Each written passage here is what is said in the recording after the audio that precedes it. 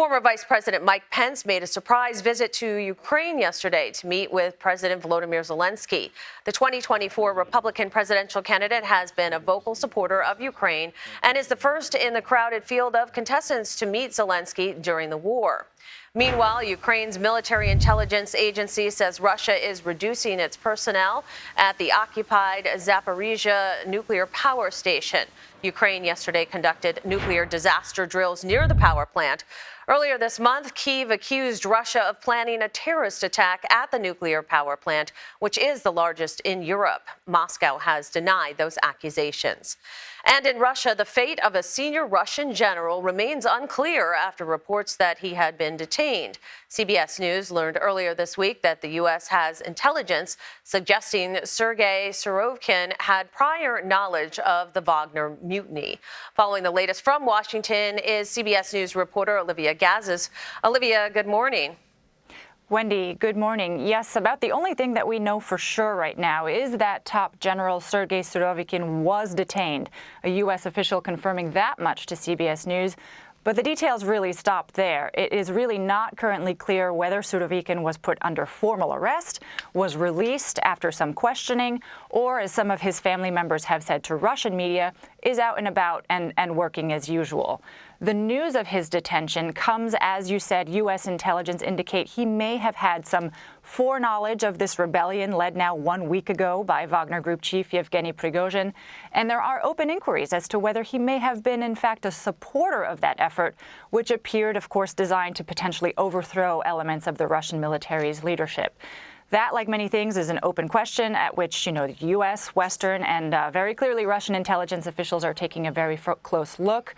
As for the concerns about a potential purge at this stage, you do see President Putin working very concertedly now to reconsolidate power, to squash dissent, but think that, uncovering a vast conspiracy to overthrow the government would acknowledge that one was allowed to spread in the first place. So you can expect the Russians to tread very carefully there. Right. So it's been 1 week since the Wagner Group launched its mutiny and march on Moscow. Do we know where the fighters are right now? Sure. Well, the Pentagon said yesterday that these Wagner mercenaries do remain in Russian-occupied Ukraine, and otherwise that conflict seems to have continued just apace. You saw intense and lethal shelling by Russian forces in the south and eastern parts of the country yesterday, continued violence today.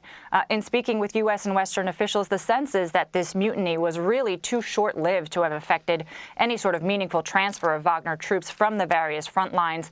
What's not entirely negligible is the potential effect of this on Russian morale, which was already flagging. And if there continues to be this smoldering suspicion within the ranks, questions about where leaders' loyalties lie, you could see the Ukrainians have a bit more success in puncturing Russian defenses as they intensify their ongoing counteroffensive. Are there concerns that the group could open another front in the Ukraine war from Belarus? There are enough unknowns that we can't really rule anything out. I think that seems unlikely. These Wagner troops that are being sent to Belarus appear to be the ones who took part in the rebellion, and they're purportedly on some sort of sanctioned exile. There are some satellite images of activity at these abandoned bases in Belarus where these fighters may potentially be housed. But that's, of course, all according to this deal that was struck with Prigozhin by the Belarusian leader Alexander Lukashenko, about which we know, again, very, very little at this stage. You talked a little bit about morale. So how have last week's events had an impact on the battlefield? Sure. Well, I don't think we've seen a big amount of troop movements. The biggest open question, again, is this effect on morale. We do see Putin working very hard out in the public to squash dissent, to put fear into the hearts of anyone who may have been contemplating going against his rule, to re-inject himself into the public eye and show that he is beloved. And again, these investigations that are ongoing probably can't uncover a vast conspiracy because, again, that would acknowledge that this level of dissent was festering all along in the first place, and it only become public now. Great insights. Olivia, thank you.